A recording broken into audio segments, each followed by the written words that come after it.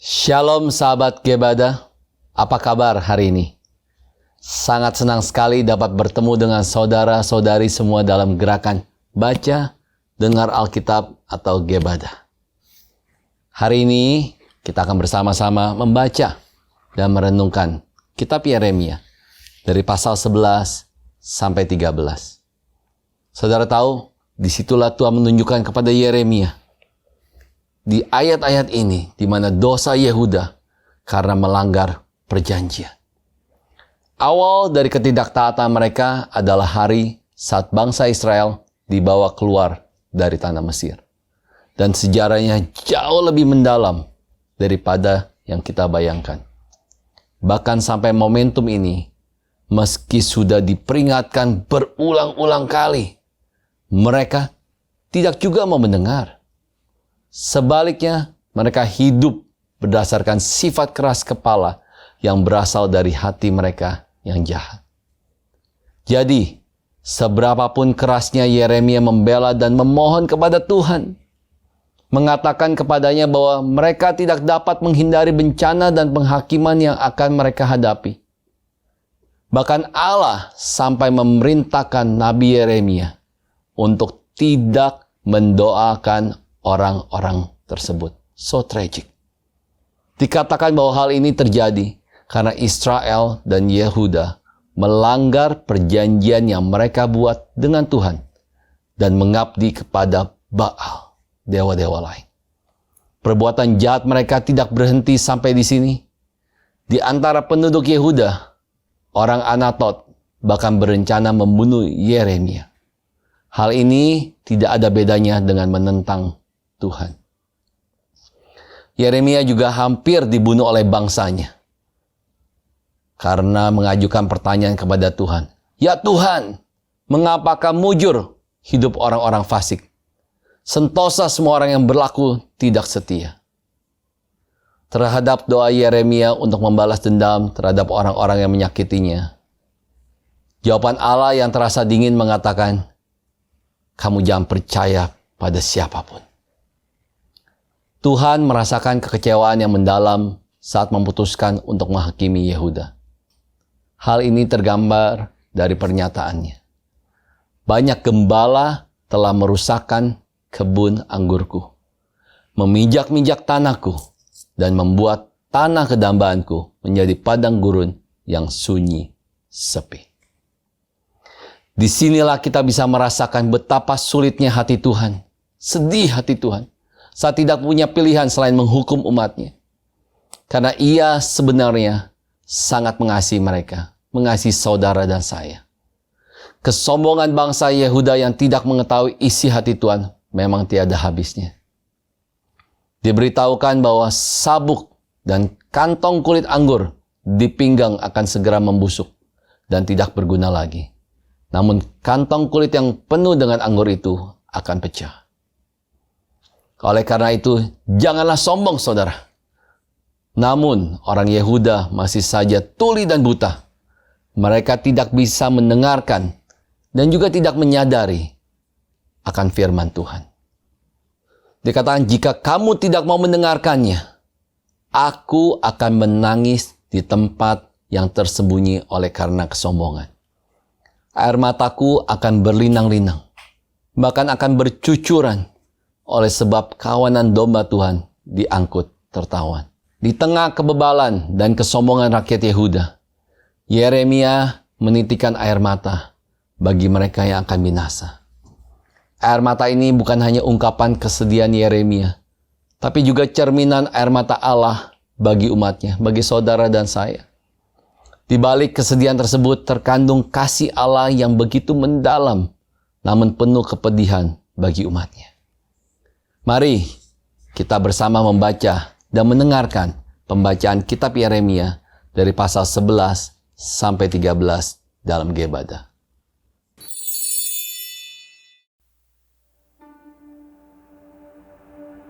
Firman yang datang kepada Yeremia dari Tuhan bunyinya, dengarlah perkataan-perkataan perjanjian ini, dan sampaikanlah itu kepada orang Yehuda.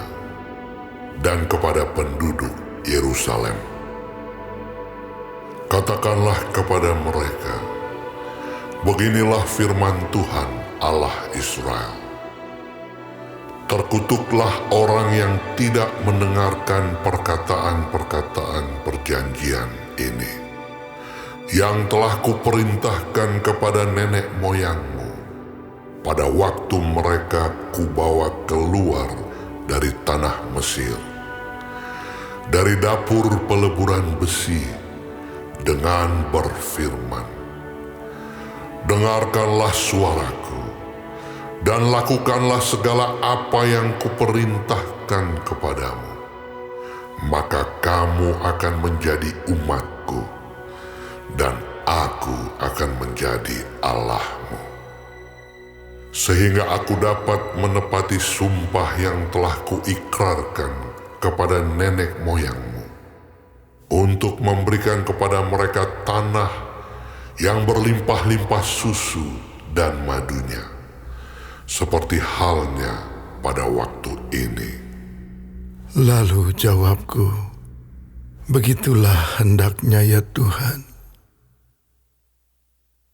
Berfirmanlah Tuhan kepadaku, serukanlah segala perkataan ini di kota-kota Yehuda dan di jalan-jalan Yerusalem dengan mengatakan, dengarkanlah perkataan-perkataan perjanjian ini dan lakukanlah itu. Sebab aku sungguh-sungguh memperingatkan nenek moyangmu pada waktu aku menuntun mereka keluar dari tanah Mesir. Sampai kepada waktu ini, aku memperingatkan mereka terus-menerus, dengarkanlah suaraku. Tetapi mereka tidak mau mendengarkan ataupun memperhatikannya, melainkan mereka masing-masing mengikuti kedegilan hatinya yang jahat. Maka aku telah mendatangkan ke atas mereka segala perkataan perjanjian ini, yang telah kuperintahkan dipegang, tetapi mereka tidak memegangnya. berfirmanlah Tuhan kepadaku, Telah terdapat persepakatan jahat di antara orang Yehuda dan penduduk Yerusalem. Mereka sudah jatuh kembali kepada kesalahan nenek moyang mereka yang dahulu telah menolak mendengarkan firman-Ku. Mereka mengikuti Allah lain dan beribadah kepadanya. Kaum Israel dan kaum Yehuda telah mengingkari perjanjian-Ku yang telah Kuikat dengan nenek moyang mereka. sebab itu beginilah firman Tuhan, Sesungguhnya aku mendatangkan ke atas mereka malapetaka yang tidak dapat mereka hindari. Dan apabila mereka berseru-seru kepadaku, maka aku tidak akan mendengarkan mereka. Dan biarpun kota-kota Yehuda dan penduduk Yerusalem pergi berseru-seru kepada para allah yang mereka sembah dengan korban bakaran, tetapi Allah itu sama sekali tidak dapat menolong mereka pada waktu mereka ditimpa malapetaka. Sebab seperti banyaknya kotamu, demikian banyaknya para allahmu, hai Yehuda. Dan seperti banyaknya jalan di Yerusalem, demikian banyaknya mezbah yang kamu dirikan untuk membakar korban kepada Baal. Adapun engkau, janganlah engkau berdoa untuk bangsa ini, dan janganlah naikkan permohonan dan doa untuk mereka. Sebab aku tidak akan mendengarkan pada waktu mereka berseru kepadaku karena malapetaka mereka. Apakah lagi urusan kekasihku di dalam rumahku?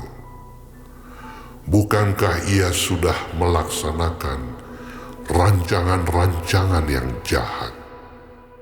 Dapatkah nazar-nazar dan daging yang suci melewatkan malapetaka daripadamu, sehingga kemudian engkau dapat beria-ria? Pohon zaitun yang rimbun, elok dipandang mata, pernah Tuhan menamai engkau. Tetapi dengan bunyi keributan yang hebat, ia menyalakan api pada daun-daunnya, sehingga ranting-rantingnya terbakar. Tuhan semesta alam yang telah membuat engkau tumbuh, telah menentukan malapetaka atasmu karena kejahatan yang telah dilakukan oleh kaum Israel dan kaum Yehuda, untuk menimbulkan sakit hatiku dengan membakar korban kepada Baal. Tuhan memberitahukan hal itu kepadaku, maka aku mengetahuinya. Pada waktu itu Engkau, Tuhan, memperlihatkan perbuatan mereka kepadaku. Tetapi aku dulu seperti anak domba jinak yang dibawa untuk disembelih. Aku tidak tahu bahwa mereka mengadakan persepakatan jahat terhadap aku. Marilah kita binasakan pohon ini dengan buah-buahnya. Marilah kita melenyapkannya dari negeri orang-orang yang hidup, sehingga namanya tidak diingat orang lagi. Tetapi Tuhan semesta alam yang menghakimi dengan adil, yang menguji batin dan hati, biarlah aku melihat pembalasan-Mu terhadap mereka, sebab kepadamu-lah kuserahkan perkaraku. Sebab itu beginilah firman Tuhan tentang orang-orang Anatot yang ingin mencabut nyawaku dengan mengatakan, janganlah bernubuat demi nama Tuhan, supaya jangan engkau mati oleh tangan kami.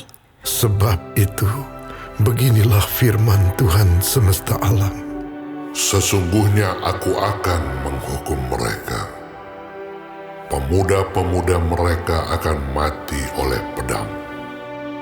Anak-anak mereka yang laki-laki dan perempuan akan habis mati kelaparan.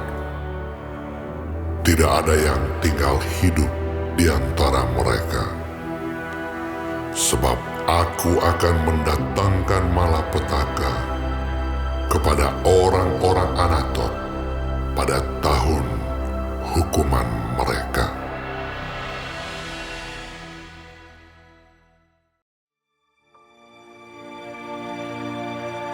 Engkau memang benar ya Tuhan. Bila mana aku berbantah dengan Engkau, tetapi aku mau berbicara dengan Engkau tentang keadilan. Mengapakah mujur hidup orang-orang fasik? Sentosa semua orang yang berlaku tidak setia. Engkau membuat mereka tumbuh, dan mereka pun juga berakar. Mereka tumbuh subur dan menghasilkan buah juga. Memang selalu Engkau di mulut mereka, tetapi jauh dari hati mereka. Ya Tuhan, Engkau mengenal aku. Engkau melihat aku, dan Engkau menguji bagaimana hatiku terhadap Engkau. Tariklah mereka keluar seperti domba-domba sembelihan, dan khususkanlah mereka untuk hari penyembelihan. Berapa lama lagi negeri ini menjadi kering, dan rumput di segenap padang menjadi layu? Karena kejahatan penduduknya, binatang-binatang dan burung-burung habis lenyap, sebab mereka telah mengira, Ia tidak akan melihat tingkah langkah kita. Jika engkau telah berlari dengan orang berjalan kaki, dan engkau telah dilelahkan, bagaimanakah engkau hendak berpacu melawan kuda? Dan jika di negeri yang damai engkau tidak merasa tentram, apakah yang akan engkau perbuat di hutan belukar sungai Yordan? Sebab saudara-saudaramu dan kaum keluargamu, mereka sendiri juga berbuat khianat terhadap engkau. Mereka juga bersama-sama di belakangmu. Janganlah percaya kepada mereka, sekalipun mereka berkata manis kepadamu. Aku telah meninggalkan kediamanku, telah membuangkan negeri milikku. Aku telah menyerahkan buah hatiku ke dalam tangan musuhnya. Negeri milikku sudah menjadi seperti singa di hutan bagiku. Ia mengeraskan suaranya menentang aku, sebab itu aku membencinya. Negeri milikku sudah menjadi seperti burung belang bagiku. Burung-burung buas mengerumuninya. Ayo, kumpulkanlah segala binatang di padang. Bawalah untuk menghabiskannya. Banyak gembala telah merusakkan kebun anggurku, memijak-mijak tanahku, dan membuat tanah kedambaanku menjadi padang gurun yang sunyi sepi. Ya, mereka telah membuatnya sunyi sepi. Sunyi sepi tanah itu berkabung di hadapanku. Sunyi sepi sekarang segenap negeri itu, tetapi tidak ada orang yang memperhatikannya. Para pembinasa telah datang melintasi segala bukit gundul di padang gurun. Sebab pedang Tuhan mengamuk makan dari ujung negeri yang satu ke ujung lain. Tidak ada damai bagi segala yang hidup. Mereka telah menabur gandum, tetapi yang dituai adalah semak duri. Mereka telah bersusah payah, tetapi usaha mereka tidak berguna. Mereka malu karena hasil yang diperoleh mereka, akibat dari murka Tuhan yang menyala-nyala. Beginilah firman Tuhan. Mengenai sekalian tetanggaku yang jahat, yang telah mengusik negeri, yang telah kuberikan sebagai milik pusaka kepada umatku Israel, bahwasanya aku akan mencabut mereka dari tanah mereka, dan aku mencabut kaum Yehuda dari tengah-tengah mereka. Tetapi setelah aku mencabut mereka, maka aku akan menyayangi mereka kembali. Aku akan mengembalikan mereka masing-masing ke milik pusakanya, dan masing-masing ke negerinya. Dan jika mereka sungguh-sungguh belajar cara hidup umatku, sehingga bersumpah demi namaku, demi Tuhan yang hidup, Seperti tadinya mereka mengajar umatku untuk bersumpah demi Baal, maka mereka akan dibangun di tengah-tengah umatku. Tetapi jika mereka tidak mau mendengarkan, maka aku akan sungguh-sungguh mencabut dan membinasakan bangsa yang demikian. Demikianlah firman Tuhan.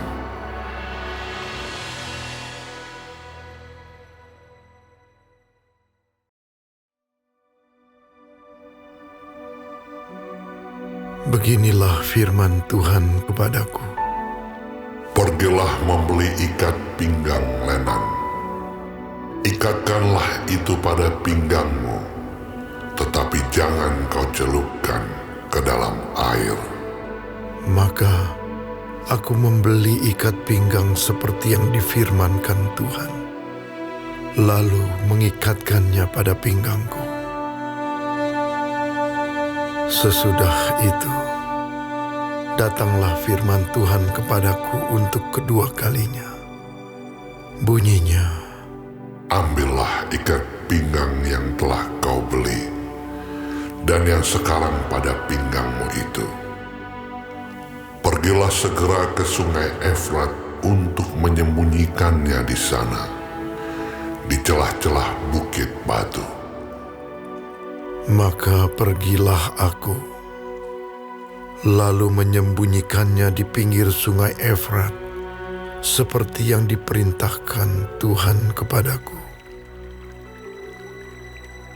Sesudah beberapa waktu lamanya, berfirmanlah Tuhan kepadaku, Pergilah segera ke sungai Efrat, mengambil dari sana ikat pinggang yang kuperintahkan kau sembunyikan di sana. Maka pergilah aku ke sungai Efrat. Lalu aku menggali dan mengambil ikat pinggang itu dari tempat aku menyembunyikannya. Tetapi ternyata ikat pinggang itu sudah lapuk, tidak berguna untuk apapun. Lalu datanglah firman Tuhan kepadaku. Beginilah firman Tuhan. Demikianlah aku akan menghapuskan kecongkak bongakan Yehuda dan Yerusalem. Bangsa yang jahat ini, yang enggan mendengarkan perkataan-perkataanku, yang mengikuti kedegilan hatinya, dan mengikuti Allah lain untuk beribadah dan sujud menyembah kepada mereka, akan menjadi seperti ikat pinggang ini yang tidak berguna untuk apapun. Sebab seperti ikat pinggang melekat pada pinggang seseorang, demikianlah tadinya segenap kaum Israel dan segenap kaum Yehuda kulekatkan kepadaku. Demikianlah firman Tuhan. Supaya mereka itu menjadi umat, menjadi ternama, terpuji, dan terhormat bagiku. Tetapi mereka itu tidak mau mendengar. Katakanlah kepada mereka firman ini. Beginilah firman Tuhan, Allah Israel. Setiap buyung harus dipenuhi dengan anggur. Dan jika mereka berkata kepadamu, masakan kami tidak tahu betul bahwa setiap buyung harus dipenuhi dengan anggur? Maka katakanlah kepada mereka, beginilah firman Tuhan. Sesungguhnya, seluruh penduduk negeri ini akan kupenuhi dengan kemabukan.